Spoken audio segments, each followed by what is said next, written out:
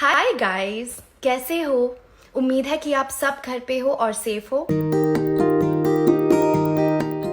বাড়ি আছে তবুও ঠিকানা বদল। বলিউডে এখন চর্চার কেন্দ্রে শ্রদ্ধা কাপুর। নিজ বাড়ি ছেড়ে তিনি উঠছেন মুম্বাইয়ের অভিজাত এলাকা জুহুতে ভাড়া বাসায়। আর সেই ভাড়ার অঙ্ক শুনে চোখ কপালে। প্রতি মাসে ৬ লাখ রুপি, এক বছরে গুনতে হবে ৭২ লাখ।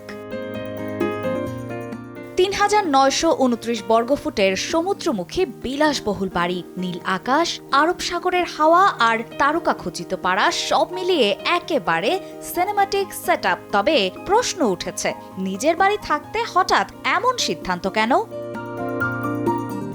শ্রদ্ধা কাপুর নিজে মুখ না খুললেও ভারতীয় সংবাদ মাধ্যমগুলোর দাবি এটি নাকি পুরোপুরি নিজের মতো করে থাকার সিদ্ধান্ত। পরিবার থেকেও কোনো আপত্তি আসেনি।